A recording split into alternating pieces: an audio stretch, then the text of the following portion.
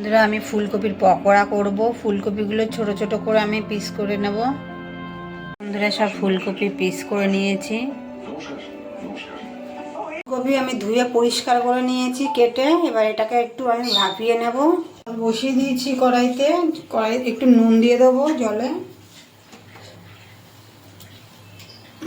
জল গরম হয়ে গেছে। এবার কেটে ধুয়ে রাখা ফুলকপিগুলো এবার দিয়ে দেবো, একটু ভাপিয়ে নেব।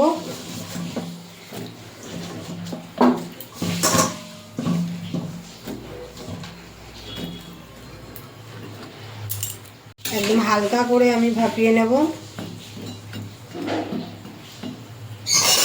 ফুলকপি একটু হালকা ভাপিয়ে নিয়েছি, এবার তুলে নেব জল থেকে।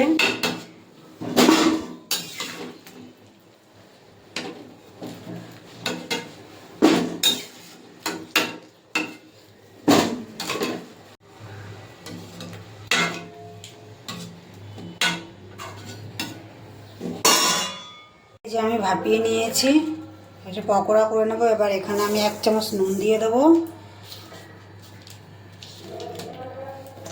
দুটো এখানে পেঁয়াজ কুচি আছে দিয়ে দেবো। 1 টেবিল চামচ আদা রসুন বাটা আছে দিয়ে দেবো। 1/2 টেবিল চামচ যে কাঁচা লঙ্কা বাটা। কালারের জন্য দেবো কাশ্মীরি লঙ্কার গুঁড়ো, আমি ঝাল লঙ্কা দেবো না। হলুদ গুঁড়ো দিয়ে দেবো। এখানে 4 টেবিল চামচ চালের গুঁড়ো আছে দিয়ে দেবো। এখন কিছুটা দেবো, পরে দেবো কিছুটা। বেসন আছে এখানে ভরা ভরা 2 টেবিল চামচ দিয়ে দেবো। এবার আমি মেখে নেবো হালকা হাতে।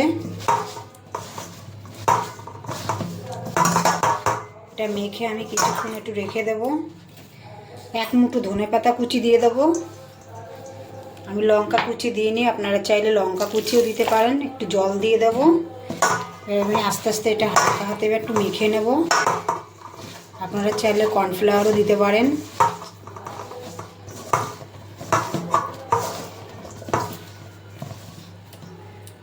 এই যে আমি আর বাকি চালের গুঁড়োটাও দিয়ে দেবো। এটা মেখে আমি এবার আধ ঘন্টা আমি রেখে দেবো। তারপরে আমি পকোড়া করে নেব। মাখা হয়ে গেছে, আমি এবার আধ ঘন্টা রেখে দেবো। দিয়ে দিয়েছি কড়াইতে, এবার তেল দিয়ে দেবো। তেল গরম হয়ে গেছে, এবার ফুলকপিগুলো আস্তে আস্তে আমি দিয়ে দেবো।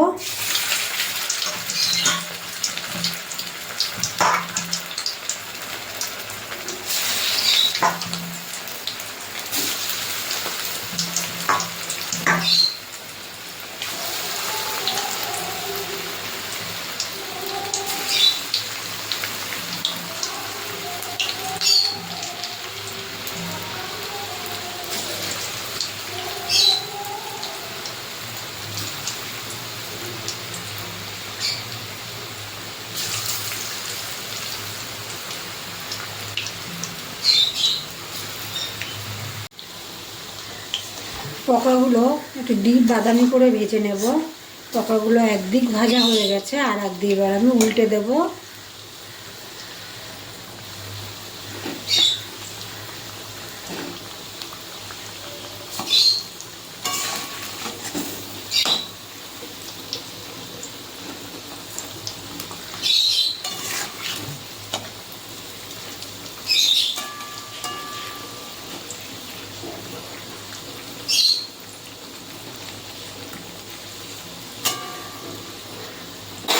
হয়ে গেছে পকোড়া, এবার আমি তুলে নেব।